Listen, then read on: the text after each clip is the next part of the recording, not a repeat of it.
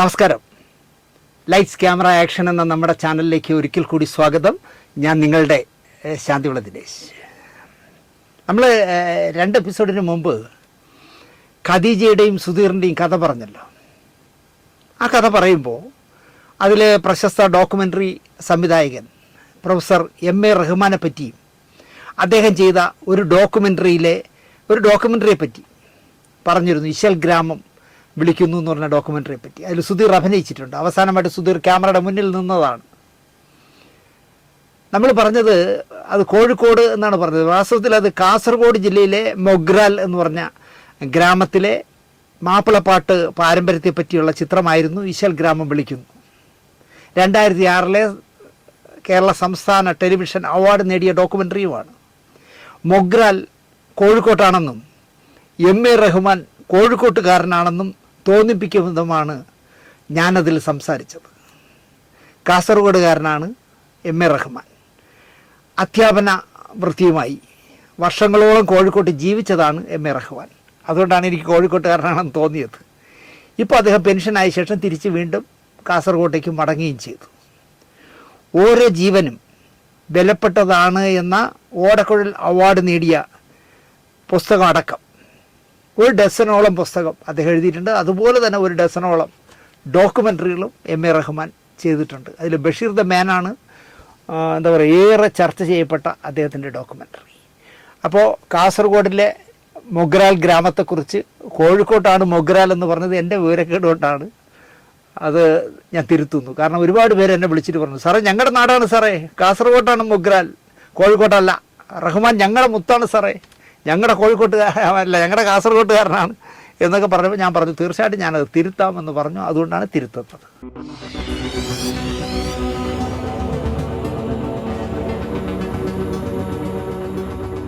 നമസ്കാരം. നമ്മുടെ ഓരോ എപ്പിസോഡും ചെയ്യുമ്പോൾ ആ എപ്പിസോഡിൽ പറയുന്നവരെ പറ്റിയൊക്കെ അവരുടെയൊക്കെ ഫോട്ടോകൾ അതിൽ കാണിക്കണം എന്നത് വളരെ നിർബന്ധത്തോടെ ഞാൻ പരിപാലിക്കുന്ന കാര്യമാണ്. വേറെ നിങ്ങൾ ആലോചിച്ച് ഒരു യൂട്യൂബിലും ഇങ്ങനെ ഇത്രയും സമ്പന്നമായ ഫോട്ടോകൾ കാണാൻ കഴിയില്ല. ഒരു 100 ഫോട്ടോ എങ്കിലും കാണുമല്ലോ നമ്മുടെ ഒരു എപ്പിസോഡിൽ. അതും ആ ഫോട്ടോകൾ ഗൂഗിളിൽ നിന്ന് പരമാവധി തപ്പിയെടുക്കുന്നതാകരുത് എന്നും എനിക്ക് ആഗ്രഹമുണ്ട്. വളരെ ഒരിക്കലും കിട്ടില്ല എന്ന് തോന്നിയാലേ ഞാൻ ഗൂഗിളിൽ നിന്ന് എടുക്കാറുള്ളൂ.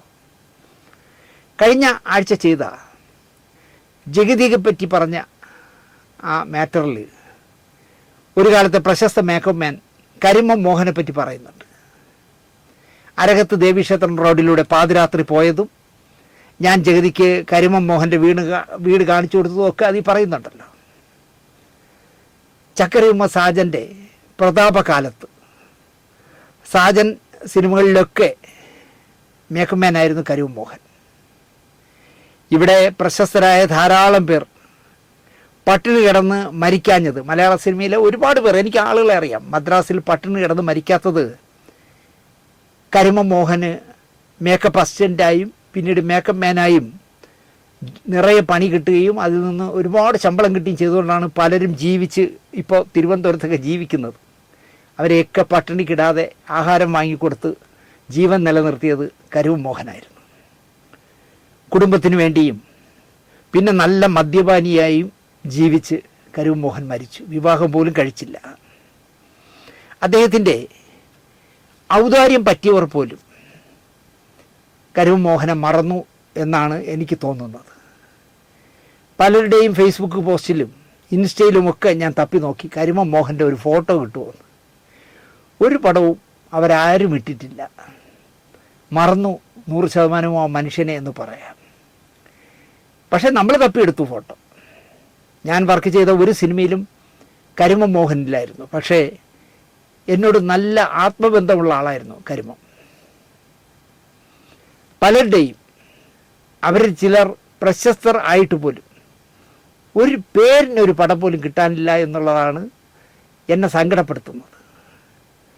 ചിലപ്പോൾ ചിലരുടെ ഫോട്ടോയ്ക്കായി അല്ലെങ്കിൽ ഒരു പേപ്പർ കട്ടിങ്ങിനായി എന്തെങ്കിലും ഒന്ന് കാണിക്കാനായിട്ട്, ഒരാളിനെ കാണിക്കാനായിട്ട് 7-8 മണിക്കൂറൊക്കെയാണ് ഞാൻ എൻ്റെ ശേഖരങ്ങളിൽ തപ്പുന്നത്. ഒരു പേപ്പർ കട്ടിങ് നാനയിലോ ഫിലിം മാഗസീനിലോ ചിത്രഭൂമിയിലോ എവിടെയെങ്കിലും ഈ പറയുന്ന ആളിൻ്റെ ഫോട്ടോ ഉണ്ടോ എന്ന് തപ്പിയെടുക്കാനായിട്ട് ചിലപ്പോൾ 6-7 മണിക്കൂറാണ് ഞാൻ ഉപയോഗിക്കുന്നത്. പലപ്പോഴും ഞാൻ ആലോചിക്കും എന്തിനിങ്ങനെ സമയം കളയുന്നു. ഞാൻ പറയുന്ന കഥയിലെ കഥാപാത്രം, ഈ കഥാപാത്രം ആരെന്ന് നമ്മുടെ പ്രേക്ഷകർ കണ്ടിരിക്കണമെന്ന് എന്തുകൊണ്ടോ എനിക്കൊരു വാശി തന്നെയുണ്ട്. സിനിമാ പോസ്റ്റർ ഡിസൈനിങ് രംഗത്തെ പുതിയ തലമുറ ഗുരുനാഥനായി കാണേണ്ട ആളാണ് എസ് എ നായർ. ചെമ്മീൻ്റെയൊക്കെ വരച്ച, അരനാഴിക നേരമൊക്കെ വരച്ച എസ് എ നായർ 10-30 വർഷക്കാലം പോസ്റ്റർ ഡിസൈനിങ് രംഗത്ത് ഒന്നാമനായിരുന്ന മനുഷ്യനായിട്ടും എസ് എ നായരുടെ ഒരു നല്ല പടം കിട്ടാനില്ല എന്നുള്ളതാണ് ദൗർഭാഗ്യം. അങ്ങനെ ഒരു ഹതഭാഗ്യനായിപ്പോയി എസ് എ നായർ എന്ന് ഞാൻ പറയും. ഇങ്ങനെ പലരുടെയും കാര്യം പറയാനാവും. ഫോട്ടോകൾക്കായുള്ള പരതലാണ് ഇപ്പോൾ എൻ്റെ നല്ല സമയം അപഹരിക്കുന്നതെന്ന് പറയാം. 50-55 മിനിറ്റൊക്കെയുള്ള പ്രോഗ്രാം ഡ്യൂറേഷൻ ഉള്ളതിനാൽ അത് എഡിറ്റ് ചെയ്യുന്ന കാക്കൂനും ഫോട്ടോകൾ അത്രയും കയറ്റുക എന്നുള്ളത് ഭാരിച്ച പണിയാണ്. ആ കുട്ടി എന്നോട് പറയാത്തതാണ്. സമയം കുറയ്ക്കണമെന്ന് യൂട്യൂബും നിരന്തരം പറയുന്നുണ്ട്. പക്ഷേ നമ്മുടെ ഒരു വർത്തമാന രീതി, അല്ലെങ്കിൽ നമ്മൾ പറയുന്ന കഥ പറയുന്ന രീതി കൊണ്ടാണ് അത് നീളം കൂടി പോകുന്നത്. അപ്പോൾ അത്രയും സ്ഥലത്ത് ഈ ഫോട്ടോകൾ ഇടണ്ടേ. കാക്കു ശരിക്കും വെള്ളം കുടിക്കും ഒരു എപ്പിസോഡ്. വാരഫലമൊക്കെ ചെയ്യുമ്പോൾ കാക്കുവിൻ്റെ അടപ്പളവും എന്നുള്ളതാണ്. ഫോട്ടോകളെ പറ്റിയാണല്ലോ പറഞ്ഞു വന്നത്. നാനാ സിനിമാ വാരികയുടെ ഒരു ലേഖകനായിരുന്നു കോട്ടയം മാലം സ്വദേശിയായ കൃഷ്ണൻ മാലം. കൃഷ്ണൻ എൻ്റെ നല്ല പരിചയക്കാരനാണ്. കൃഷ്ണൻ്റെ അനുജൻ ലക്ഷ്മണൻ മാലം കലാസംവിധായകനാണ്. എന്നോടൊപ്പം വർക്ക് ചെയ്തിട്ടുണ്ട് ലക്ഷ്മണൻ. കൃഷ്ണൻ മാലം കുറച്ചു കാലം മുമ്പ് മമ്മൂട്ടി അറിയാത്ത ചില കാര്യങ്ങളെപ്പറ്റി പരാമർശിക്കുന്ന ഒരു പുസ്തകം എഴുതി. അത് നാനയിൽ പരമ്പരയായിട്ട് വന്ന കൃഷ്ണമാല എഴുതിയ പരമ്പരയാണ്. മമ്മൂട്ടി അറിയാത്ത കാര്യങ്ങൾ എന്നാണ് പുസ്തകത്തിൻ്റെ ടൈറ്റിൽ തന്നെ. 240 രൂപ വില. നാഷണൽ ബുക്ക് സ്റ്റാളാണ് വിതരണക്കാർ. ശ്രീകുമാരൻ തമ്പി മുതൽ KP കുമാരൻ വരെ മമ്മൂട്ടിയെ അടുത്തറിഞ്ഞിരുന്ന 35 പേരുടെ ലേഖനങ്ങളാണ് അതിലുള്ളത്, ഈ പുസ്തകത്തിലുള്ളത്. രസകരമായ ചില അനുഭവങ്ങൾ ഈ പുസ്തകത്തിലുണ്ട്.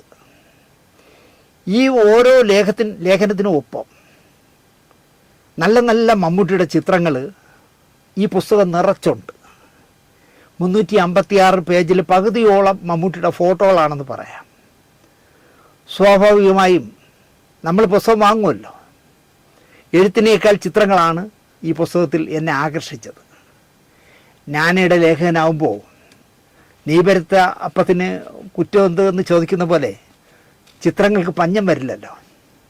ഈ പടങ്ങൾ കിട്ടിയാൽ നമ്മുടെ ചാനലിൽ ഉപയോഗിക്കാം. പലതും ഗൂഗിളിൽ ഇല്ലാത്ത ഫോട്ടോകളാണ്, നാന എടുത്ത ഫോട്ടോകളാണ്, അല്ലെങ്കിൽ നാന കൃഷ്ണൻകുട്ടി ചേട്ടനും കൊല്ലം മോഹനും ഒക്കെ എടുത്ത ഫോട്ടോകളാണ്. ഞാൻ കൃഷ്ണൻ മാലത്തെ വിളിച്ചു, കാര്യം പറഞ്ഞു. ആ പടങ്ങളെല്ലാം നാനയുടേതാണ് എന്ന് വച്ച് കാച്ചി കൃഷ്ണമാല. നാന ഓഫീസിൽ ചാക്ക് കണക്ക് ഫോട്ടോകൾ അലക്ഷ്യമായി കെട്ടിയിട്ടിരിക്കുന്നത് ഞാൻ നേരി കണ്ടിട്ടുണ്ട്. നാനയുടെ ഓഫീസിൽ പോയപ്പോൾ ഞാൻ കണ്ടിട്ടുണ്ട് ചാക്ക് കണക്കിന് ഫോട്ടോകൾ കിടക്കുന്നത്. ഇപ്പോഴാണെങ്കിൽ ഈ ഫോട്ടോ പ്രതികളുടെ ആവശ്യം വരുന്നില്ല, എല്ലാം ഡിജിറ്റലായല്ലോ. പേജുകൾ ഡിസൈൻ ചെയ്താൽ പിന്നെ ഈ ഫോട്ടോകൾ ആര് സൂക്ഷിച്ചു വയ്ക്കാൻ? എല്ലാം ഹാർഡ് സ്കില്ലിൽ കിടക്കുന്നത്. കൃഷ്ണമാലത്തിൻ്റെ മറുപടിയോടെ ഞാനത് അവസാനിപ്പിച്ചു. ഞാൻ പിന്നെ റിക്വസ്റ്റ് ചെയ്യാൻ പോയില്ല. അയ്യോ, നിങ്ങൾ വിമല രാജകൃഷ്ണൻ കുമാരിയമ്മയോട് സംസാരിച്ച് എനിക്കതിൽ നിന്ന് ആ ഫോട്ടോകൾ ഇങ്ങോട്ട് അയച്ചതാ, നമ്മുടെ ചാനലിൽ ഇടാനാണ് എന്നൊന്നും ഞാൻ പറയാൻ പോയില്ല. ഞാൻ അവിടെ അതങ്ങ് അവസാനിപ്പിച്ചു. ഒരാൾ നമ്മുടെ വഴി അടച്ചാൽ വേറെ 9 വഴികൾ ദൈവം തുറക്കുമെന്ന് എൻ്റെ അമ്മ ജീവിതത്തിലെ പല വിഷമഘട്ടങ്ങളിലും ആശ്വാസത്തിനായി പറയുമായിരുന്നു. അതുപോലെ തന്നെയായി കാര്യങ്ങൾ. പഴയ ഫോട്ടോകൾ തെർമോക്കോൾ പെട്ടിയിൽ ഓരോ ഫോട്ടോയും അടുത്ത ഫോട്ടോയുമായി ഒട്ടാതിരിക്കാൻ ഇടയ്ക്ക് ഓരോ പേപ്പർ വീതം വിട്ട് അടുക്കി വച്ച് പുറത്തേക്ക് നടക്കുമ്പോൾ ഒരു പുസ്തക കെട്ടിൻ്റെ മുകളിൽ ഒരു കവറിരിക്കുന്നു. വെറുതെ എടുത്ത് ഉള്ളിൽ എന്താണ് എന്ന് നോക്കി. കാരണം എൻ്റെ വീട്ടിൽ എൻ്റെ മുറിക്കകത്ത് പുസ്തക പുരയ്ക്കകത്ത് എന്തൊക്കെ ഉണ്ടെന്ന് എനിക്ക് തന്നെ ഓർമ്മയില്ല സത്യമായിട്ട്. അപ്പോൾ പുസ്തക കുമ്പാരത്തിനകത്തൊരു കവർ, ഇതെന്ത് കവർ എന്ന് പറഞ്ഞ് ചുമ്മാ എടുത്ത് ഞാനൊന്ന് അതിൻ്റെ അകത്ത് എന്താണെന്ന് നോക്കി. സത്യമായിട്ടും ഞാൻ സ്വയം അത്ഭുതപ്പെട്ടു പോയി. സിനിമാ മംഗളത്തിൽ 48 ആഴ്ച മമ്മൂട്ടി മുതൽ അംബേദ്കർ വരെ എന്ന പരമ്പരയും 75 ആഴ്ച നടന ചാരുതയുടെ വിജയപഥം തേടി എന്ന് പറഞ്ഞ് മോഹൻലാലിൻ്റെ സിനിമാ ജീവിത ചരിത്രത്തെക്കുറിച്ചും 7.5 കൂട്ടം എന്ന പേരിൽ ദിലീപിൻ്റെ സിനിമാ ജീവിതം 50 ലക്കവും ഞാൻ എഴുതിയിരുന്നു മധുവയ്പ്പന ഉള്ളപ്പോൾ. അതിൽ മമ്മൂട്ടിയുടെ 42 ആഴ്ചകളിൽ ഒരു ലക്കം എന്ന് പറഞ്ഞാൽ 3 പേജാണ് ഞാൻ എഴുതുന്നത്. 3 പേജിലാണ് സ്റ്റില്ലും എൻ്റെ മാറ്ററുമായിട്ട് വരുന്നത്. മനോഹരമായി ഡിസൈൻ ചെയ്തൊക്കെയാണ് ഇറക്കിയത്. അപ്പോൾ മമ്മൂട്ടിയുടെ 48 ആഴ്ചകളിൽ 3 പേജ് വീതം എഴുതിയതിനൊപ്പം മധുവയ്പ്പന അവിടുത്തെ ഡിസൈനറെ കൊണ്ട് ചെയ്യിച്ച 80ഓളം ഫോട്ടോകളാണ് ഈ കവറിലിരിക്കുന്നത്. ഞാൻ മറന്നുപോയി എനിക്ക് തന്നത്. പലതും മമ്മൂക്കയുടെ ശേഖരത്തിൽ പോലും കാണില്ല. കൃഷ്ണൻ മാലത്തിൻ്റെ പുസ്തകത്തിലും ഈ ഫോട്ടോകളൊന്നുമില്ല. കൃഷ്ണൻ തന്നില്ലെങ്കിലും നമുക്ക് ലഭിക്കുമെന്നതിൻ്റെ ഉത്തമമായ ഉദാഹരണമാണ് എനിക്ക് ഈ കവർ കിട്ടിയത്. ഞാൻ കൊണ്ടുവച്ചിട്ട് എനിക്ക് ഓർമ്മയില്ല. മധുവയ്പ്പന തന്ന 48 ലക്കത്തിൽ വന്ന 80ഓളം ഫോട്ടോ എനിക്ക് കവറിലിട്ട് അദ്ദേഹം തന്നു എന്നുള്ളത് ഞാൻ മറന്നുപോയി. അതിലെ 4-5 ഫോട്ടോകളുടെ കഥയാണ് ഇവിടെ പറയുന്നത്. ഒരു 10-50 ഫോട്ടോകൾക്ക് കഥ പറയാനുണ്ട്. അതിൽ ഒരു 3-4 കഥ ഇവിടെ പറയാം. കാര്യം എന്തൊക്കെ പറഞ്ഞാലും ശരി, എത്ര നന്നായി ക്യാമറയ്ക്ക് മുന്നിൽ സ്നേഹം കാണിച്ചാലും ശരി, നമ്മുടെ സുരേഷ് ഗോപിക്ക് മമ്മൂട്ടി എന്നാൽ ഇപ്പോൾ അർത്ഥചതുർത്ഥി കണ്ടതുപോലെയാണ്. ഇല്ലയെന്നൊക്കെ ചിലപ്പോൾ മമ്മൂട്ടിയും പറയും, സുരേഷ് ഗോപിയും പറയും. ചുവപ്പ് കണ്ട കാളയെ പോലെയാണ്. മമ്മൂട്ടി എന്ന പേര് കേട്ടാൽ ഇദ്ദേഹം ക്ഷിപ്രകോപിയാവും. എന്താണ് പറയുന്നതെന്ന് അദ്ദേഹത്തിന് തന്നെ മനസ്സിലാവില്ല. ആ ദേഷ്യത്തിൻ്റെ റേഷ്യോ സുരേഷ് ഗോപിയെ ചില സിനിമകൾക്ക് ഉറപ്പിക്കാൻ പോയ ചില നിർമ്മാതാക്കളും സംവിധായകരും തന്നെ എന്നോട് പറഞ്ഞിട്ടുണ്ട്. ഗൾഫ് റൈറ്റ് ഇല്ലാത്ത, സാറ്റലൈറ്റ് വാല്യൂ ഇല്ലാത്ത, ഇന്ത്യൻ റൈറ്റ്സ് വേണ്ടാത്ത, OTT-കാർക്ക് ഒട്ടും വേണ്ടാത്ത നായകന്മാരിൽ ഒരാളാണ് ഇപ്പോൾ സുരേഷ് ഗോപി. കുറേ കാലമായിട്ട് സുരേഷ് ഗോപിയുടെ പടം OTT എടുക്കില്ല, ഒരു റൈറ്റും പോവില്ല, സിനിമ തിയേറ്ററിൽ മാത്രമേ കളിക്കാൻ പറ്റൂ. അതിന് അദ്ദേഹം പറയാറ്, എൻ്റെ സിനിമകളുടെ ഒരു റൈറ്റും ആരും വാങ്ങരുത് എന്ന് എൻ്റെ സിനിമ ഇത്തരം OTT-കാരോടും സാറ്റലൈറ്റുകാരോടും ഒക്കെ ഞാൻ തന്നെ വിളിച്ച് പറഞ്ഞിട്ടുണ്ടെന്നാണ് അദ്ദേഹം പറയുന്നത്. പച്ചക്കള്ളമാണ്. എൻ്റെ സിനിമ തിയേറ്ററിൽ കളിച്ച് കാശ് നേടാനുള്ളതാണെന്നാണ് അദ്ദേഹം പറയുന്ന ന്യായം. എന്നിട്ട് അദ്ദേഹം ചോദിക്കുന്ന ശമ്പളം ബോധക്കേടുണ്ടാക്കുന്നതാണ്. ശമ്പളമൊക്കെ എനിക്കറിയാം, ഏറ്റവും അവസാനത്തെ ശമ്പളം വരെ എനിക്കറിയാം. വരുന്നവർ ഒന്നും പറയാതെ പോകാനിറങ്ങുമ്പോൾ അദ്ദേഹം ചോദിക്കുന്നൊരു ചോദ്യം മമ്മൂട്ടി വാങ്ങുന്ന ശമ്പളം പറഞ്ഞാണ് പിന്നെ അദ്ദേഹത്തിൻ്റെ വാദം. അയാൾ ഇത്രയും വാങ്ങിക്കില്ലേ എന്നാണ് ചോദിക്കുന്നത്. ഈ പറഞ്ഞ റൈറ്റ്സുകളെല്ലാം മമ്മൂട്ടിക്കുണ്ടല്ലോ എന്ന് പറഞ്ഞാലൊന്നും സുരേഷ് ഗോപി വഴങ്ങില്ല. ഇത് പരമമായ ഇൻഡസ്ട്രിയിലെ സംസാരവുമാണ് ഞാൻ പറയുന്നത്. ഇൻഡസ്ട്രിയിലുള്ള സിനിമ ഇൻഡസ്ട്രിയിലുള്ള ആരും ഇത് തുറന്നു പറയില്ല. സുരേഷ് ഗോപി പണക്കണ്ടെന്നോ സുരേഷ് ഗോപിയെ പേടിച്ചോ ഒക്കെ പറയാതിരിക്കും. ഞാനുള്ളത് പറയുകയാണ്. എനിക്ക് സുരേഷ് ഗോപിയോട് ഒരു കാര്യത്തിലും ദേഷ്യത്തിൻ്റെയും വൈരാഗ്യത്തിൻ്റെയും കാര്യമില്ല. സത്യം സത്യമായി പറയുന്നു എന്ന് മാത്രം. അത് ആരെയായാലും നമ്മൾ പറയുമല്ലോ. മമ്മൂട്ടിയോട് സുരേഷ് ഗോപിക്ക് ചൊരുക്ക് തുടങ്ങുന്നത് വടക്കൻ വീരഗാഥയിലെ സുരേഷ് ഗോപി ചെയ്ത ആരോമൽ ചേകവരുടെ വേഷം മരിച്ചുപോയ രതീഷിന് നൽകാമോ എന്ന് മമ്മൂട്ടി ചോദിച്ചിരുന്നു. അത്രയും പരിതാപകരമായ ജീവിത സാഹചര്യങ്ങളിലൂടെ ആയിരുന്നു അന്ന് രതീഷ് കടന്നുപോയിക്കൊണ്ടിരുന്നത്. മമ്മൂട്ടിക്ക് വേണ്ടി തൃഷ്ണയടക്കം സിനിമകളിൽ ശുപാർശ ചെയ്ത സ്നേഹിതനുമാണ് രതീഷ്. സുരേഷ് ഗോപിക്കായി ആ വേഷം നിശ്ചയിച്ചു പോയി എന്നറിഞ്ഞപ്പോൾ മമ്മൂട്ടി ആ വിഷയം വിടുകയും ചെയ്തു. ഇങ്ങനൊരു കാര്യം സുരേഷ് ഗോപിയുടെ മനസ്സിൽ ദഹിക്കാതെ കിടപ്പുണ്ടെന്ന് കുറ്റപത്രത്തിൻ്റെയും ആചാര്യൻ്റെയും ഒക്കെ സെറ്റുകളിൽ സംസാരിച്ചിരിക്കുമ്പോൾ എനിക്ക് നല്ല ബോധ്യവും ആയതാണ്.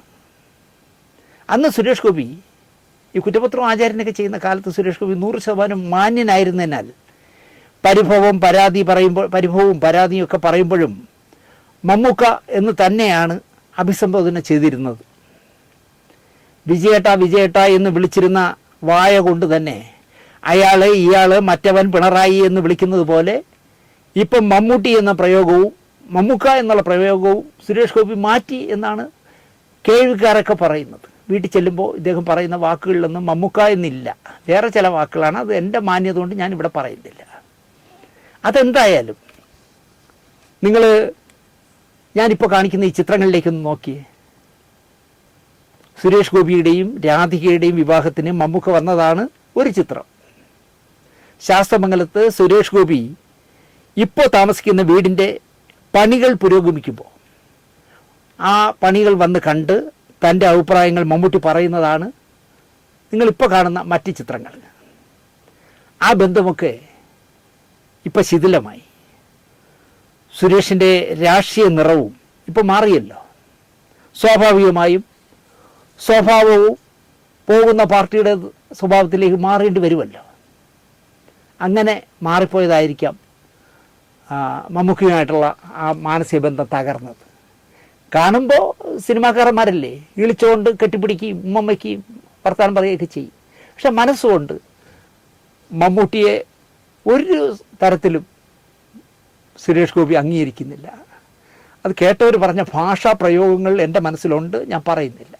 ഈ ഫോട്ടോകൾ നോക്കിയിട്ടത് എനിക്കതാണ് തോന്നിയത്. എത്ര ജ്യേഷ്ഠാനുജ ബന്ധമുണ്ടായിരുന്നവരാണ് ഇവർ. കൊച്ചു കൊച്ചു കാര്യങ്ങൾക്ക് വേണ്ടിയാണ് പിണങ്ങുന്നത്. പിണങ്ങിക്കഴിഞ്ഞാൽ ഇങ്ങനെയൊക്കെയാണ് പറയുന്നത്. അപ്പം നിങ്ങൾക്ക് ഈ ഫോട്ടോ ഇഷ്ടപ്പെട്ട് കാണും. ഈ ഫോട്ടോയുടെ ഒരു പ്രിൻ്റ് മമ്മൂട്ടിയുടെ കയ്യിൽ ഉണ്ടാകുമോ എന്ന കാര്യത്തിൽ എനിക്ക് സംശയമാണ്. ഉണ്ടാവാനിടയില്ല. അടുത്തത് നാഷണൽ അവാർഡ് കിട്ടിയ സുഹൃതത്തിൻ്റെ സെറ്റിലെ ഒരു ചിത്രമാണ് നിങ്ങളിപ്പോൾ ഈ കാണുന്നത്. ഒരു ഖണ്ഡകാവ്യം സംവിധാനം ചെയ്ത ഗാനരചയിതാവ് കൂടിയായ തിപ്രയാറുകാരൻ വാസൻ എന്ന അസോസിയേറ്റ് ഡയറക്ടറാണ് ഇടത്തെ അറ്റം നിൽക്കുന്നത്. ഞാൻ സ്നേഹപൂർവ്വം വാസേട്ടാ എന്ന് വിളിക്കുന്ന വാസൻ എന്നെ ഊഴത്തിൽ വെച്ച് പരിചയപ്പെടുകയും ജീവിതരാഗത്തിൽ വർക്ക് ചെയ്യാനായിട്ട് ആദ്യമായിട്ട് ഞാൻ ചെന്നൈ മദ്രാസ് കാണുന്നത് ജീവിതരാഗം എന്ന് പറഞ്ഞ പടത്തിൽ വർക്ക് ചെയ്യാൻ പോകാൻ. അത് വാസൻ ചേട്ടൻ വിളിച്ചിട്ടാണ് ഞാൻ പോയത്. വാസൻ ചേട്ടൻ ഖണ്ഡകാവ്യം ചെയ്യുമ്പോൾ ഞാൻ വേറെ ഏതോ പടത്തിൻ്റെ വർക്കിലായിപ്പോയി. അതുകൊണ്ട് അദ്ദേഹം ചെയ്ത ഒരു പടമേ ഉള്ളൂ. പക്ഷേ ആ പടത്തിൽ എനിക്ക് വർക്ക് ചെയ്യാൻ പറ്റിയില്ല. ഇന്നലെയും ഞങ്ങൾ സംസാരിച്ചിരുന്നു. പക്ഷേ എന്നിട്ട് ഞാൻ ഈ ഫോട്ടോയുടെ ഒരു കോപ്പി വാട്സാപ്പിലൂടെ വാസേട്ടനെ ഞെട്ടിക്കാനായിട്ട് അയച്ചു കൊടുത്തു. അദ്ദേഹത്തിൻ്റെ കാണില്ല ഈ പ്രിൻ്റ്. ശ്രീകുമാരൻ നമ്പി സാറിൻ്റെ കൂടെയൊക്കെ ഒരുപാട് സിനിമകൾ വർക്ക് ചെയ്ത ആളാണ് വാസൻ ചേട്ടൻ. വാസൻ ചേട്ടൻ്റെ ഏറ്റവും വലിയ ഗുണം എന്താണെന്ന് ചോദിച്ചാൽ, ഇപ്പോൾ തമ്പി സാർ പറയുകയാണ്, വാസ ഇപ്പോൾ രാത്രി 8 മണിയായില്ലേ എന്ന് ചോദിച്ചാൽ വാസൻ ചേട്ടൻ വാച്ചിൽ നോക്കുമ്പോൾ 4 ആയിട്ടുള്ളൂ വൈകുന്നേരം. പക്ഷേ വാസൻ ചേട്ടൻ പറയും 8 ആവാറായി സാർ എന്ന് പറയും. രാത്രി 12 മണിക്ക് വാസൻ ചേട്ടനോട് വാസ ഊണ് കഴിക്കാൻ സമയമായോ ഉച്ചയ്ക്ക്?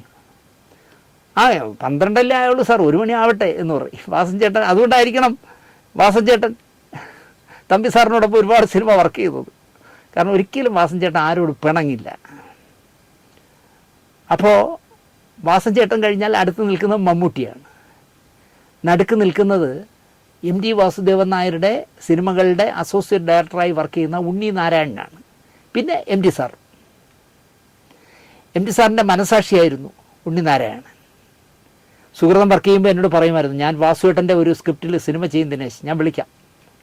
പക്ഷേ പാവം സംവിധാനം ചെയ്യുന്നതിന് മുമ്പ് അല്ലെങ്കിൽ വാസുവേട്ടൻ്റെ സ്ക്രിപ്റ്റ് വാങ്ങുന്നതിന് മുമ്പ് അദ്ദേഹം ഈ ലോകം വിട്ടുപോയി.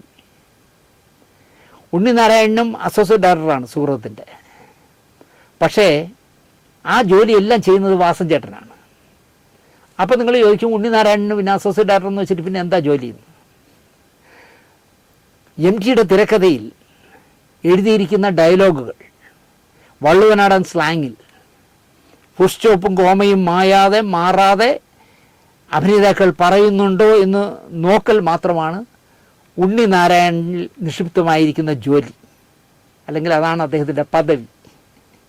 ഒരു വാക്ക് മാറിയാൽ, ഒരു സെൻറ്റൻസ് തെറ്റിയാൽ സംവിധായകനോട് പോലും ചോദിക്കാതെ ഉണ്ണിച്ചേട്ടൻ കട്ടു പറയും, എന്നിട്ട് തിരുത്തും.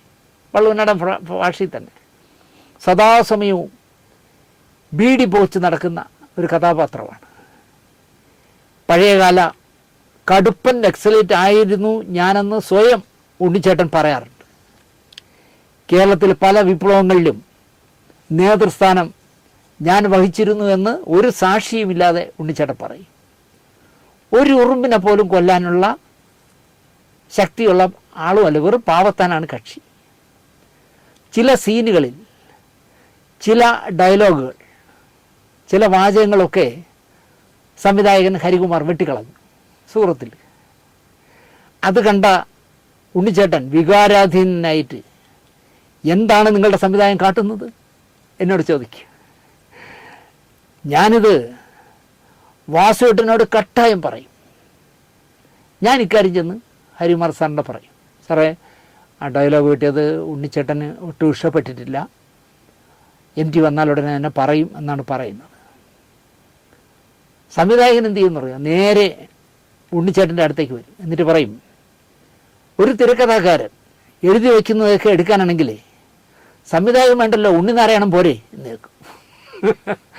MT ഇപ്പോൾ സ്ക്രിപ്റ്റ് എഴുതി വെച്ചിരിക്കുകയാണെങ്കിൽ അത് അതുപോലെ പകർത്താനാണെങ്കിൽ ഉണ്ണിനാരായണം മതിയല്ലോ എന്നാണ് ഹരികുമാർ ചോദിക്കാറ്. അപ്പോൾ ഉണ്ണിനാരായണം ഒന്നും മിണ്ടില്ല, ചിരിച്ചോണ്ടിരിക്കും. ഞാൻ ഈ പടത്തിൻ്റെ വാസുവേട്ടൻ എഴുതിയ ക്ലൈമാക്സ് മാറ്റി. ഹരികുമാർ പറയുക, ഉണ്ണിനാരായണൻ അതറിഞ്ഞോ, ഞാൻ ഈ പടത്തിൻ്റെ ക്ലൈമാക്സ് മാറ്റി? ഇല്ല എന്ന് ഉണ്ണിനാരായണൻ പതുക്കെ പറയും. MT അറിഞ്ഞു കേട്ടോ, ഞാൻ MTയോട് പറഞ്ഞു, വാസുവേട്ടനോട് പറഞ്ഞു, അത്രയും ഇടപെടൽ മതി ഉണ്ണിനാരായണ, അതിൽ കൂടുതൽ കയറി നിങ്ങൾ കൈ കടത്തണ്ട എന്ന് ഹരികുമാർ പറയും. ഹരികുമാറിന് ആരും എന്തും പറയാൻ ഒരു മടിയില്ലാത്ത ആളാണ്, കട്ടൻ റേറ്റാണ് പറഞ്ഞത്. ഇപ്പോൾ സുഹൃതം നടന്നുകൊണ്ടിരിക്കുമ്പോഴേ രണ്ടാമത്തെ മമ്മൂട്ടിയുടെ വീടായിട്ട് ചിത്രീകരിക്കുന്ന വീടിൻ്റെ മേളിലത്തെ നിലയിൽ നിന്ന് കണ്ണത്തോ ദൂരമുള്ള വയൽ നോക്കിക്കൊണ്ടിരിക്കുകയാണ് മമ്മൂട്ടി. ലൈറ്റപ്പ് നടക്കുന്നതുകൊണ്ട് ഹരികുമാർ വന്ന് മമ്മൂട്ടിയുടെ അടുത്ത് നിന്നു. എന്ത് മുഖമൊക്കെ വല്ലാണ്ടിരിക്കുന്നു,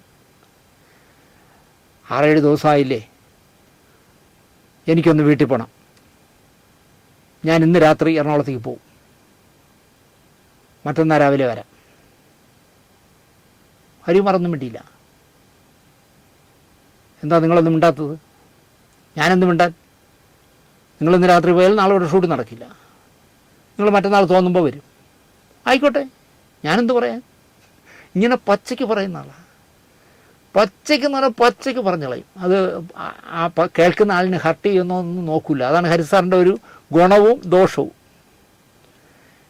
അപ്പോൾ അദ്ദേഹം ഉണ്ണിനാരായണനോട് പറഞ്ഞത്, ഞാൻ ഈ പടത്തിൽ വാസുവേട്ടൻ എഴുതിയ ക്ലൈമാക്സ് മാറ്റി. ഉണ്ണിനാരായണൻ അറിഞ്ഞോ? ഇല്ല, MT അറിഞ്ഞു, അത്രയും ഇടപെടൽ മതി ഉണ്ണിനാരായണൻ്റെ എന്ന് പറഞ്ഞു. അപ്പോൾ ഉണ്ണിനാരായണൻ വാല് ചുരുട്ടി. എന്നിട്ട് ഹരികുമാർ അങ്ങോട്ട് തിരിഞ്ഞപ്പോൾ എന്നോട് ചോദിക്കുക, ശരിയാണോ ദിനേശ്, ക്ലൈമാക്സ് മാറ്റിയോ?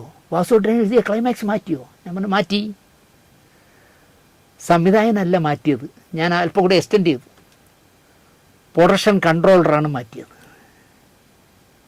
ആ വിവരം MT സാറിനെ അറിയിച്ചു. അദ്ദേഹം ഓക്കെ പറയുകയും ചെയ്തു. ഞാൻ എന്താ ഈ കേൾക്കണേ, വാസുവേട്ടൻ എഴുതിയ ക്ലൈമാക്സ് കൺട്രോളർ മാറ്റിയോ? അതെ, MT സാർ എഴുതിയത് എല്ലാം നഷ്ടപ്പെട്ട രവിശങ്കർ കടലിലേക്ക് നടന്നു മറയുന്നു. ആ ഷോട്ടുകളിൽ ഇൻ്റർകട്ട് ചെയ്ത് രവിശങ്കർ അന്തരിച്ചു എന്ന് പത്രത്തിൽ പ്രിൻ്റ് ചെയ്ത് വരുന്നത് ഇൻ്റർകട്ട് ചെയ്യും, രണ്ടും കൂടി. അങ്ങനെ ചെയ്യാനാണ് MT സാർ ക്ലൈമാക്സ് എഴുതിയത്. കടലിലേക്ക് മറയുന്ന രവിശങ്കറിനെ ചിത്രീകരിക്കാനായി ഒരുപാട് കടൽ തീരങ്ങൾ ഞാനും സംവിധായകനും ക്യാമറാമാനും കൂടെ പോയി കണ്ടു, പ്രൊഡക്ഷൻ കൺട്രോളറും കൂടി. പക്ഷെ ഒരു കടലും ക്യാമറാമാൻ വേണുവിന് ഇഷ്ടപ്പെട്ടില്ല എന്ന് മാത്രമല്ല, അങ്ങനെ കടലിലേക്ക് ഇറങ്ങിപ്പോകുന്നത് വിശ്വാസ്യത ഉണ്ടാവില്ല എന്ന് വേണു പറഞ്ഞു. ഉയർന്ന മണൽത്തിട്ട വേണം, എങ്കിൽ ആ മണൽത്തിട്ടിൽ നിന്ന് ഇങ്ങനെ താഴെ ഇറങ്ങി വെള്ളത്തിലേക്ക് പോയാൽ നമുക്ക് വിശ്വസിക്കാം. അങ്ങനെ ഞങ്ങൾ ഒരുപാട് മുട്ടമടക്കം ഒരുപാട് സ്ഥലങ്ങളിൽ പോയി. അതിന് വേണ്ടത്ര വിശ്വാസ്യതയും വരില്ല എന്ന് വീണ്ടും വീണ്ടും വേണു പറഞ്ഞുകൊണ്ടേയിരുന്നു. അപ്പോഴാണ് സുഹൃത്തിൻ്റെ പ്രൊഡക്ഷൻ കൺട്രോളർ ആൽവിൻ ആൻ്റണി പറയുന്നത്, നമുക്കേ കൊല്ലം ചെങ്കോട്ട ഒരു മീറ്റർ ഗേജ് റെയിൽവേ പാളം ഇതുണ്ട്, റെയിൽവേ ലൈനുണ്ട്. അതിൽ ആര്യങ്കാവ് എന്ന് പറഞ്ഞ സ്ഥലത്തെ ഒരു റെയിൽവേ പാലവും ഒരു വലിയ തുരങ്കവും ഉണ്ട്. ഞാൻ പോയി കണ്ടിട്ടുണ്ട്. മമ്മൂക്ക റെയിൽവേയുടെ ഈ തുരങ്കത്തിലേക്ക് അങ്ങോട്ട് കയറുമ്പോൾ എതിർവശത്തുനിന്ന് ട്രെയിൻ ഓടി വന്നാൽ നല്ല രസമായിരിക്കും കാണാൻ. കാരണം രവിശങ്കർ അതിനകത്ത് പെട്ട് ട്രെയിൻ കയറി മരിച്ചു, പത്രമായിട്ട് ഇൻ്റർകട്ട് ചെയ്താൽ രവിശങ്കർ അന്തരിച്ചു എന്നുള്ള വാർത്തയ്ക്ക് വിശ്വാസ്യത കൂടും. അങ്ങനെ ഇൻ്റർകട്ട് ചെയ്താൽ നന്നാവും, മനോഹരമായ ഇംഗ്ലീഷ് സിനിമയിലെ പോലെ ക്ലൈമാക്സ് ആവുമെന്ന് ആൽവിൻ ആൻ്റണിയാണ് പറയുന്നത്. റെയിൽവേയുടെ അപ്രൂവൽ വാങ്ങാതെ തന്നെ നമുക്കത് ചിത്രീകരിക്കാൻ കഴിയും. ഞാനടക്കം പോയി ഈ ആര്യങ്കാവിൽ പോയി ആ റെയിൽവേ തുരങ്കം കണ്ടു. പാലവും തുരങ്കവും നമ്മളെ പേടിപ്പെടുത്തുന്ന ഭയങ്കര ആംബിയൻസ് ഉള്ള സ്ഥലമാണ്. മനോഹരമായി ബ്രിട്ടീഷുകാർ പണിത ഉയർന്ന കരിങ്കൽ തൂണുകൾക്ക് മേളിലൂടെ റെയിൽവേ പാളം, ഉള്ളിലേക്ക് നോക്കിയാൽ ഒന്നും കാണാനാവാത്ത റെയിൽവേയുടെ തുരങ്കം. മമ്മൂക്ക തുരങ്കത്തിലേക്ക് കയറുന്നത് ഷൂട്ട് ചെയ്തിട്ട് അദ്ദേഹത്തെ പറഞ്ഞു വിടാം. സ്റ്റോപ്പ് ബ്ലോക്കിൽ ക്യാമറ വച്ച് ട്രെയിൻ വരുമ്പോൾ ചിത്രീകരിക്കാം. അപ്പോൾ അടുത്ത ചോദ്യം ഉയർന്നു, ആര് പറയും എം ടിയോട്? എം ടി സാറേ, വാസുവേട്ടാ, നിങ്ങളുടെ ക്ലൈമാക്സ് ഞങ്ങൾ മാറ്റുകയാണെന്ന് നിങ്ങൾ പറയും. അപ്പോൾ ഉണ്ണിനാരായണന് വെപ്രാളമായി ഇത് കേട്ടപ്പോൾ. ആര് പറഞ്ഞു? അതാണ് അദ്ദേഹത്തിന് അറിയേണ്ടത്. ഞാൻ പറഞ്ഞു, സംവിധായകൻ തന്നെ പറഞ്ഞു. എങ്ങനെ പറഞ്ഞു? സംവിധായകൻ്റെ മനസ്സിൽ തോന്നിയത് ഇങ്ങനെയാണ്, അത് ചെയ്താൽ നന്നാവും വാസുകേട്ടാന്ന് സംവിധായകൻ പറഞ്ഞു. എം ടി സാർ ഓക്കെ പറഞ്ഞു. That's all. ഇത്രയേ ഉള്ളൂ. ഈ പഹയൻ്റെ ചങ്കൂറ്റം സമ്മതിക്കണം. ദിനേശ്, വേറെ ആര് പറഞ്ഞാലും വാസുവേട്ടൻ ക്ലൈമാക്സ് മാറ്റാൻ അനുവദിക്കില്ല. ആരും പറയില്ല ആ മുഖത്ത് നോക്കി. അപ്പം ഞാൻ പറഞ്ഞു, നഷ്ടപ്പെടാൻ ഒന്നുമില്ലാത്ത ആൾക്കാർക്ക് ആരോടും എന്തും പറയാം ഉണ്ണിച്ചേട്ടാ. പിന്നെ ഉണ്ണിച്ചേട്ടൻ മറുപടി ഒന്നും പറഞ്ഞില്ല. ഈ ചിത്രത്തിലേക്ക് നോക്കിയിരിക്കുമ്പോൾ എനിക്ക് അകാലത്തിൽ മരിച്ചുപോയ പാവം ഉണ്ണിനാരായണൻ എന്ന് പറഞ്ഞ പ്രിയപ്പെട്ട ഉണ്ണിച്ചേട്ടനെയാണ് ഓർമ്മ വന്നത്. ഈ ഫോട്ടോയും മമ്മൂക്കയുടെ കയ്യിൽ കാണാൻ വഴിയില്ല, കൃഷ്ണമാലത്തിൻ്റെ കയ്യിൽ കാണാനും വഴിയില്ല. ഒരു കഥ കൂടെ ഇനി പറയുന്നുള്ളേ. ഇപ്പോൾ ഞാൻ ഈ കാണിക്കുന്ന ചിത്രത്തിലേക്ക് ഒന്ന് നോക്കിയേ. 3 പേരിയ്ക്കുന്നു. 2 പേർ സാധാരണക്കാരിയ്ക്കുന്നത് പോലെ ഇരിക്കുന്നു. ഒരാൾ മാത്രം കാല് നീട്ടി അടുത്ത കസേരയിലോ ടീപ്പോയിലോ ആരുടെയെങ്കിലും മടിയിലോ വച്ചിരിക്കുന്നു. അത് മമ്മൂട്ടിയാണ് എന്ന് ഞാൻ പറയണ്ടല്ലോ, കാല് നീട്ടി വച്ചിരിക്കുക കാര്യമായിട്ട്, അപ്പൂപ്പൻ്റെ വീട് പോലെ. സൂപ്പർ താരങ്ങൾ പോലും അടുത്ത് ചെല്ലാതിരിക്കാൻ നോക്കുന്ന, ആരോടും ഒരു ഹെഡ് മാസ്റ്റർ പോലെ പെരുമാറുന്ന KS സേതുമാധവനോട് കോട്ടയത്തെ TVയിൽ ചെന്ന് രാത്രി 9:30 മണിക്ക് ശേഷം ചാൻസ് ചോദിക്കുകയും, എവിടാ ഷൂട്ടിംഗ് ലൊക്കേഷൻ സാറേ എന്ന് ഒരു മടിയും കൂടാതെ ചോദിച്ച മഹാനാണ് PA മുഹമ്മദ് കുട്ടി എന്ന ഈ മമ്മൂട്ടി. ആരും ചോദിക്കില്ല സേതുമാധവൻ സാറിനോട്. ഒരു ഹെഡ് മാസ്റ്ററുടെ അത്രയും കാർക്കശ്യമുള്ള ആളാണ്. അദ്ദേഹത്തെ കോട്ടയം TVയിൽ ചെന്ന് രാത്രി 9:30 മണിക്ക് ശേഷം കണ്ടിട്ട് അനുഭവങ്ങൾ പാളിച്ചകളുടെ ലൊക്കേഷൻ എവിടാ സാറേ എന്ന് ചോദിക്കുകയും, അത് മമ്മൂട്ടിക്ക് മാത്രമേ കഴിയുള്ളൂ. അതാണ് പ്രശ്നം. അപ്പോഴദ്ദേഹത്തിന് 20 വയസ്സേ പ്രായമുള്ളൂ. ചേർത്തലയാണ് ലൊക്കേഷൻ എന്ന് സേതുമാധവൻ മറുപടി പറഞ്ഞപ്പോൾ, സാറേ അവിടെ വന്നാലേ എന്തെങ്കിലും ചാൻസ് കിട്ടുമോ എന്നായി അടുത്ത ചോദ്യം. രാത്രി 9:30 മണിക്ക് ശേഷമാണ്, അതും സേതുമാധവനോട്. അത് പുള്ളി ഒന്ന് ആലോചിച്ചു. എന്തായാലും നിങ്ങളവിടെ വരൂ എന്ന് സേതു സാറിനെ കൊണ്ട് ഉത്തരം പറയിപ്പിച്ചു ഈ 20 വയസ്സുള്ള പയ്യൻ. സേതു സാറ് ഈ ചോദ്യം ചോദിച്ച മെലിഞ്ഞ പയ്യൻ്റെ മുഖം പോലും രാത്രി ആയതുകൊണ്ട് നോക്കിയിരിക്കില്ല, ഇരുട്ടത്ത് നിൽക്കുകയല്ലേ. കളവങ്കോടം ക്ഷേത്രത്തിനടുത്ത് ചേർത്തലയിൽ അല്ലെങ്കിൽ വയലാറിൽ ഷൂട്ടിംഗ് ലൊക്കേഷൻ എന്ന് കണ്ടുപിടിച്ച് അവിടെ ചെന്നു ഈ 20 വയസ്സുള്ള മമ്മൂട്ടി. ഷോട്ടുകളുടെ ഇടയിൽ ഇടിച്ചു കയറി സേതു മാധവൻ സാറിൻ്റെ അടുത്ത് ചെന്നു. സാർ, ഞാൻ കഴിഞ്ഞ ദിവസം കോട്ടയം TVയിൽ വന്ന് കണ്ടിരുന്നു. അപ്പോൾ സേതുമാധവൻ അടിമുടിയൊന്ന് നോക്കി. കൊടക്കമ്പി എന്ന് വിളിക്കുന്ന ഇന്ദ്രൻസിനെ പോലത്തെ ഒരു മെലിഞ്ഞ രൂപം, അല്പം കൂടെ ഹൈറ്റ് ഉണ്ടെന്നേ ഉള്ളൂ. നിങ്ങൾക്ക് ശരീരം പോരാ, നിരാശപ്പെടാനില്ല, പ്രായം ഇത്രയല്ലേ ആയുള്ളൂ. എന്തായാലും കുറേ നേരം വെയിറ്റ് ചെയ്യും. പിന്നെ ശരീരം പുഷ്ടിപ്പെടാൻ ഞാനൊരു ഉപായം കൂടി പറഞ്ഞുതരാം. രാത്രി കുറേ പാലെടുക്കണം ഒരു പാത്രത്തിൽ. അതിൽ കഴിക്കാവുന്നത്ര ചോറിടണം. എന്നിട്ട് അല്പം മോരും കൂടി ഒഴിക്കണം. പിറ്റേന്ന് രാവിലെ പാലും ചോറും കട്ട തൈരായിട്ട് മാറിയിട്ടുണ്ടാവും. പതിവായി കുറച്ചു കാലം ഇങ്ങനെ കട്ട തൈരായിട്ടിരിക്കുന്ന ഈ ചോറ് കഴിച്ചാൽ ശരീരം പുഷ്ടിപ്പെടും കേട്ടോ എന്നും സേതുമാധവൻ സാർ പറഞ്ഞു. ജീവിതത്തിൽ തൈര് ഇഷ്ടം ഇല്ലാത്തതിനാൽ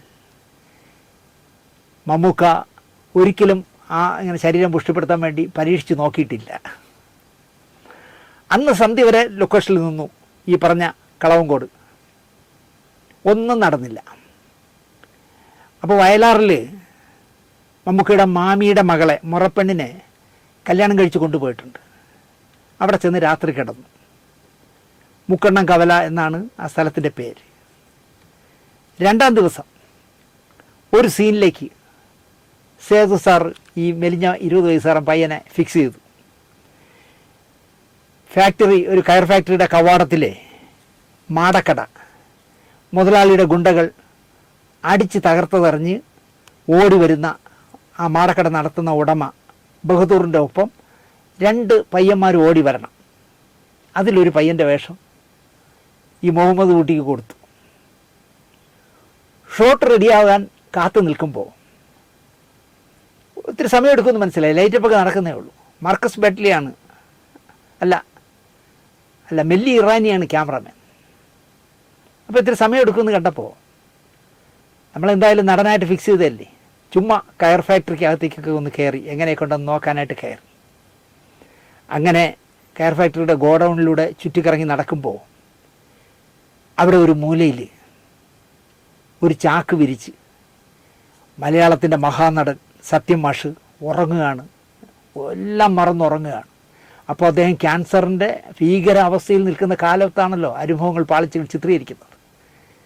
മലയാളത്തിൻ്റെ പ്രിയപ്പെട്ട നടൻ വേദനയെല്ലാം സഹിച്ച് എല്ലാം മറന്ന് ചാക്കിൽ കിടന്നുറങ്ങുകയാണ്. ഓടിച്ചെന്ന് ആ കറുത്ത മുത്തിൻ്റെ കാലിൽ തൊട്ടു തൊഴുതു മമ്മൂക്ക. സത്യമാഷ് അറിഞ്ഞിട്ടില്ല. അനുഭവങ്ങൾ പാളിച്ചകളിൽ ആദ്യമായിട്ട് മമ്മൂട്ടി അഭിനയിച്ചെങ്കിലും സത്യമാഷുമായിട്ട് ഒരു അക്ഷരം സംസാരിക്കാനുള്ള അവസരം പോലും കിട്ടിയിട്ടില്ല. ആരും സത്യമാഷിൻ്റെ അടുത്ത് ചെല്ലില്ലല്ലോ. ഈ പുലി ഇപ്പോൾ അല്ലേ പുലിയായി, അന്ന് പുലിയായിരുന്ന കാലത്ത് സത്യമാഷിനോട് ചെന്നൊന്നും ചോദിച്ചിട്ടില്ല. അങ്ങനെ സത്യമാഷുമായിട്ട് ഒരു പരിചയം ഉണ്ടായിട്ടില്ല. കാലി തൊഴുതു ഈ പയ്യൻ തൊഴുതു എന്ന് സത്യമാഷിനും അറിയില്ല. ഷൂട്ട് തുടങ്ങി. അന്ന് ഈ ഇപ്പോഴത്തെ പോലെ അല്ല, റിഫ്ലക്ടറിൻ്റെ ചൂട് കാരണം ഈ വെളിച്ചം ഇങ്ങനെ അടിക്കാൻ വേണ്ടി വെയിലത്ത് വെച്ചിട്ട് ഇങ്ങനെ ഒരു സാധനം അടിക്കുമല്ലോ റിഫ്ലക്ടർ. അത് കാരണം, അതിൻ്റെ ചൂട് കാരണം കണ്ണുകൾ പൂട്ടിക്കെട്ടി വായ വക്രിച്ച് തുറന്ന് റിഹേഴ്സലിൽ ഈ 20 വയസ്സുകാരൻ പയ്യൻ ഓടി വരുന്ന കണ്ടപ്പോൾ സംവിധായകൻ്റെ ചോദ്യം, അയ്യേ നിങ്ങളെന്തിനാ വാ പൊളിക്കുകയും കണ്ണുകൾ അടയ്ക്കുകയും ചെയ്യുന്നത്, ശരിക്കും ഓടി വരൂ എന്നായി സേതുമാധവൻ സാർ. 2 റിഹേഴ്സലും റിഫ്ലക്ടർ കാരണം ചളക്കൊളമാക്കി മമ്മൂട്ടി. ഒരു കാര്യം ചെയ്യൂ, നിങ്ങളങ്ങോട്ട് മാറിയേക്ക്, വേറെ ആരെങ്കിലും നോക്കാം എന്നായി സേതു സാർ. അവിടെയും വിട്ടുകൊടുക്കുന്ന പരിപാടിയൊന്നുമില്ല. സാർ ഒരു പ്രാവശ്യം കൂടി എനിക്ക് തരണം, ഞാൻ ശ്രമിക്കാം സാർ. വളരെ പ്രയാസപ്പെട്ട് കണ്ണു തുറന്ന് വായ അടച്ചു പിടിച്ച് ചെയ്തു. ആ ഷോട്ട് ഓക്കെ. അങ്ങനെയാണ് ക്യാമറയുടെ മുന്നിൽ ആദ്യമായിട്ട് മമ്മൂക്ക നിന്നത്. ഇത്രയും വിശദമാക്കിയത് സേതുമാധവൻ എന്ന കാർക്കശ്യക്കാരനോട് പോലും മുട്ടാൻ മടി കാണിക്കാത്ത 20കാരൻ്റെ നിശ്ചയദാർഢ്യം പറയാനാണ്. ജനശക്തി ഫിലിംസ് എറണാകുളത്ത് ഒരു ചലച്ചിത്രമേള നടത്തി. ആ സമയത്ത് ജനശക്തി ഫിലിംസ് ചെറുകാടിൻ്റെ ദേവലോകം MT വാസുദേവൻ നായരെ കൊണ്ട് തിരക്കഥ എഴുതി സംവിധാനം ചെയ്യിക്കാൻ ആലോചനകൾ നടക്കുകയാണ്. മഹാരാജാസിലെ സഹപാഠിയായിരുന്ന വൈക്കം രമേശൻ മേളയുടെ ഈ ജനശക്തി നടത്തുന്ന ചലച്ചിത്രമേളയുടെ സംഘാടകരിൽ ഒരാളാണ്. ചലച്ചിത്ര മേളയിൽ സംസാരിച്ച് സ്റ്റേജിൽ നിന്ന് താഴേക്ക് ഇറങ്ങി വരുന്ന MTയെ വൈക്കം രമേശൻ മമ്മൂട്ടിയെ പരിചയപ്പെടുത്തി. സാർ, ഇത് മമ്മൂട്ടി മഞ്ചേരി കോടതിയിൽ പ്രാക്ടീസ് ചെയ്യുന്നു. സിനിമ അഭിനയത്തിൽ നല്ല താല്പര്യമുണ്ട്. സേതുമാധവൻ സാർ നോക്കിയ പോലെ തന്നെ MT യും അടിപിടിയൊന്ന് നോക്കി. ഞാൻ ഹോട്ടലിലേക്ക് പോവുക, അവിടെ വന്നാൽ സംസാരിക്കാം, ഇത്രയും MT സാർ പറഞ്ഞു. ഹോട്ടലിൽ ചെന്നു രമേശനുമായിട്ട്. അദ്ദേഹം എന്തൊക്കെയോ ജനറലായിട്ട് ചോദിച്ചതിനെല്ലാം ഉത്തരം നൽകി. നിങ്ങൾ പൊയ്ക്കോളൂ, പിന്നീട് അറിയിക്കാമെന്ന് MT വാക്ക് കൊടുത്തു.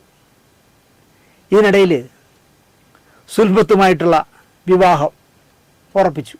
1979 മെയ് 6 വിവാഹം. അപ്പോഴാണ് ഒരു ഇൻഡാസ് വരുന്നത്. MT വാസുദേവൻ നായർ സംവിധാനം ചെയ്യുന്ന ദേവലോകത്തിൻ്റെ ചിത്രീകരണം മെയ് 13 ഷൂട്ടിംഗ് തുടങ്ങും. അപ്പോൾ 7 ദിവസമേ മധുവിധം ആഘോഷിക്കാനുള്ള സമയം കിട്ടിയുള്ളൂ പാവം. അതിനു മുന്നെയാണ് അഭിനയം വന്ന് കയറിയിരിക്കുന്നത്. ഷൂട്ടിംഗ് തുടങ്ങി 7ാമത്തെ ദിവസം ദേവലോകം നിന്നു. പ്രേം നസീറിനെയും കമലഹാസനെയും ഒക്കെ വെച്ച് വിജയ സിനിമകൾ ചെയ്ത PG വിശ്വംഭരൻ, പുല്ലുവള G വിശ്വംഭരൻ, അദ്ദേഹത്തെ കാണാൻ പോയി മമ്മൂട്ടി. അപ്പോൾ ഒരു ചാൻസിന് വേണ്ടി മണ്ണ് എന്ന് പറഞ്ഞ പടം പ്രൊഡ്യൂസ് ചെയ്ത മാധവൻ PG വിശ്വംഭരനെ വിളിച്ച് ശുപാർശ ചെയ്തു. ഇങ്ങനൊരു പയ്യൻ വരും, അഡ്വക്കറ്റാണ്, നിങ്ങൾക്ക് കഴിയുന്ന എന്തെങ്കിലും സഹായിക്കണമെന്നാണ്. അപ്പം PG വിശ്വംഭരനും മാധവനുമായിട്ട് നല്ല ബന്ധമാണ്. ലാംബ്രട്ട സ്കൂട്ടർ ഓടിച്ച് ആ സംവിധായകനെ കാണാൻ ചെല്ലുമ്പോഴെങ്കിൽ ആ സിഗരറ്റ്, വായിലിരിക്കുന്ന സിഗരറ്റ് കളയണ്ടേ, അതൊന്നും കളഞ്ഞില്ല. സിഗരറ്റും വലിച്ചോണ്ട് PG വിശ്വംഭരനെ കാണാൻ കയറി ചെന്നു. ചെന്ന വാക്കിൽ തന്നെ ആദ്യം, ഹലോ മിസ്റ്റർ വിശ്വംഭരൻ, വിശ്വംഭരൻ അല്ലേ എന്ന് മമ്മൂക്ക ചോദിച്ചു. ഏത് സംവിധായകനാണെങ്കിലും അപ്പം ഗെറ്റൗട്ട് അടിക്കും. PG വിശ്വംഭരനാണെങ്കിൽ 6 തെറിയൂടെ പറഞ്ഞിട്ട് ഗെറ്റൗട്ട് അടിക്കും. കാരണം അദ്ദേഹം അങ്ങനത്തെ പെട്ടെന്ന് ചൂടാവുന്ന മനുഷ്യനാണ്. ലൊട്ടിലൊടുക്ക് സംവിധായകർ പോലും കടക്ക് പുറത്ത് എന്ന് പറയുന്നുള്ള കാര്യം ഉറപ്പാണ്. എന്നെ എത്ര പേര് കടക്ക് പുറത്തെന്ന് പറഞ്ഞിരിക്കുന്നു. PG ആവുമ്പോൾ കൂടെ 4 തെറിയുടെ മുട്ടൻ തെറി, നാടൻ തെറി വിളിക്കും. നാടൻ തെറി വിളിക്കാൻ യാതൊരു മടിയില്ലാത്ത ആളാണ്. ഇവിടെ വിശ്വംഭരൻ പറഞ്ഞത്, PG വിശ്വംഭരനാണോ എന്ന് ചോദിച്ചപ്പോൾ അതെ, ഞാനാണ് വിശ്വംഭരൻ, ഞാൻ മമ്മൂട്ടി, മാധവേട്ടൻ പറഞ്ഞിട്ട് വന്നതാണ്. ആ ഇരിക്കണം എന്നായിരുന്നു വിശ്വംഭരൻ്റെ മറുപടി.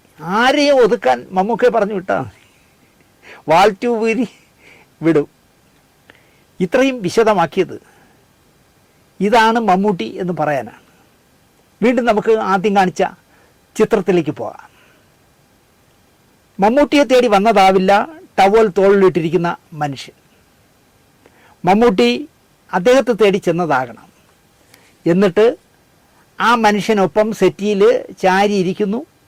എന്നിട്ട് മമ്മൂട്ടി കാലുകൾ നീട്ടി ടീപ്പോയിലോ മറ്റോ കാരണവന്മാരെ പോലെ വച്ച് ഇരിക്കുകയാണ്. എന്നാൽ ആ മറ്റേ ടവലിട്ട മനുഷ്യൻ ഒരു സാധാരണക്കാരനായിട്ടിരിക്കുന്നു, ഒരു വീട്ടുജോലിക്കാരനെ പോലെ അല്ലെങ്കിൽ വീട്ടിലെ കാരണവരെ പോലെയോ എല്ലാം നോക്കി നടത്തുന്ന മേലധികാരി പോലും ഉണ്ടാവാതിരിക്കുക. ആരാണ് ഈ ടവൽ തോളിലിട്ട മനുഷ്യൻ? അദ്ദേഹമാണ് സാക്ഷാൽ 6ാം തമ്പുരാൻ. പൂമുള്ളി നീലകണ്ഠൻ നമ്പൂതിരിപ്പാട് എന്നാണ് യഥാർത്ഥ പേര്. 6ാം തമ്പുരാൻ എന്ന പേരിലാണ് അറിയപ്പെടുന്നത്. പാലക്കാട് ജില്ലയിലെ പട്ടാമ്പിക്കടുത്ത് പെരിങ്ങോട് പൂമുള്ളി മനയിലെ 6ാം തമ്പുരാൻ. 6ാമത്തെ മകനായി ജനിച്ചപ്പോൾ 6ാം തമ്പുരാനായി. 1997 അദ്ദേഹം മരിച്ചു. 29 വർഷമായി 6ാം തമ്പുരാൻ മരിച്ചിട്ട്. അപ്പോൾ അതിനു മുമ്പായിരിക്കണം നമ്മുടെ പ്രിയപ്പെട്ട മമ്മൂക്ക 6ാം തമ്പുരാനെ കണ്ടത്. മരിക്കുമ്പോൾ അദ്ദേഹത്തിന് 76 വയസ്സായിരുന്നു പ്രായം. ആരാണ് 6ാം തമ്പുരാൻ? ഭൂപരിഷ്കരണത്തിന് ശേഷവും കേരളത്തിലെ ഏറ്റവും വലിയ നമ്പൂതിരി ഇല്ലങ്ങളിലൊന്നായിരുന്നു പൂമുള്ളിമന. അവിടുത്തെ 6ാമത്തെ മകനായി ജനിച്ചതിനാൽ അദ്ദേഹം 6ാം തമ്പുരാനായി. ജീവിതത്തിൽ അറിവ് നേടുക എന്ന ഒറ്റ ചിന്തയിൽ ജീവിച്ച മനുഷ്യനായിരുന്നു 6ാം തമ്പുരാൻ. ആന, വിവിധതരം സർപ്പങ്ങൾ, പശു, കാള, എരുമ, പോത്ത് തുടങ്ങിയവയെ പറ്റിയൊക്കെ ആഴമേറിയ അറിവുള്ള ആളാണ് 6ാം തമ്പുരാൻ.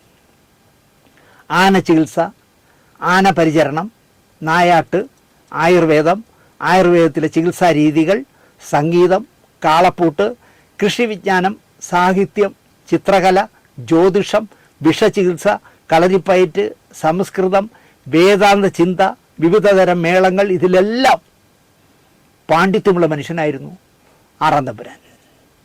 കർണാടക സംഗീതത്തിൽ ചെമ്പൈ വൈദ്യനാഥ ഭാഗവതരും, ഹിന്ദുസ്ഥാനിയിൽ ശരചന്ദ്ര മറാഠയും, ഹ്യൂമനിസത്തിൽ എം.എൻ. റോയിയും, ആയുർവേദത്തിൽ വൈദ്യമഠം വലിയ നാരായണ നമ്പൂതിരിയും പഠിപ്പിച്ച ശിഷ്യനാണ് ആറാം തമ്പുരാൻ. അറിവുകളുടെ തമ്പുരാനെന്ന് നാടും നാട്ടാരും വിളിച്ചപ്പോഴും ഒരു നാടൻ നമ്പൂതിരിയായി ജീവിച്ച, ഇതൊന്നും എൻ്റെ അല്ല എന്ന് പ്രഖ്യാപിച്ച മഹാനായിരുന്നു ആറാം തമ്പുരാൻ. ഒരു പുസ്തകമോ ഒരു പ്രബന്ധമോ അദ്ദേഹം എഴുതിയിട്ടില്ല. ശിഷ്യ പരമ്പരകൾക്ക് അറിവ് പകർന്നു നൽകി ധനസമ്പാദനവും ഇതിലൊന്നും നിന്ന് അദ്ദേഹം നേടിയിട്ടില്ല. ഭാര്യ ലീലാന്തർജനം ആറാം തമ്പുരാനെ വിലയിരുത്തിയത് വിവാഹം കഴിഞ്ഞ കാലത്തും അദ്ദേഹം പഠിക്കുകയായിരുന്നു. രാവിലെ 4 മണിക്ക് എണീക്കും, യോഗാഭ്യാസം, പയറ്റാൻ പോകൽ, ഉച്ചയ്ക്ക് ഭരണിയിൽ നിന്നും നെയ്യ് ഒരുപാടൊഴിച്ച് ഗോതമ്പ് ചോറ് കഴിക്കുക, നായാട്ടിന് പോകണം, ആനപ്പുറത്ത് കയറുക, ഉഗ്രവിഷമുള്ള പാമ്പുകളെ പിടിക്കുക, ഇതൊക്കെയായിരുന്നു അദ്ദേഹത്തിൻ്റെ ആനന്ദം. വലിയ ഭൂപ്രഭുവും പെരുമാറ്റത്തിൽ ധാർഷ്ട്യവുമുള്ള ആളാണ് ആറാം തമ്പുരാൻ. ജാതിമത ഭേദം ഒട്ടുമില്ലാത്ത ആളായിരുന്നു ആറാം തമ്പുരാൻ. നമ്പൂരിത്തത്തിൻ്റെ കേമത്തെ കാണിക്കാത്ത ആളായിരുന്നു ആറാം തമ്പുരാൻ. എല്ലാ തമ്പുരാനും തമ്പുരാനല്ല, പൂമുള്ളി തമ്പുരാനാണ് തമ്പുരാൻ എന്നാണ് നമ്മുടെ നടൻ വി.കെ. ശ്രീരാമൻ ആറാം തമ്പുരാനെ കുറിച്ച് വിശദീകരിച്ചിട്ടുള്ളത്. എല്ലാ തമ്പുരാനും തമ്പുരാനല്ല, പൂമുള്ളി തമ്പുരാനാണ് തമ്പുരാൻ എന്നാണ് വി.കെ. ശ്രീരാമൻ കുറിച്ചത്. ആറാം തമ്പുരാനെ പറ്റി കൂടുതൽ ഈ പ്രോഗ്രാം കാണുന്നവർക്ക് അറിയണമെങ്കിൽ വി.കെ. ശ്രീരാമൻ എഴുതിയ ഒരു പുസ്തകമുണ്ട്, പൂമുള്ളി ആറാം തമ്പുരാൻ. 425 രൂപയാണ് വില. ആ പുസ്തകം വാങ്ങി വായിക്കണം എന്ന് ഞാൻ പറയും.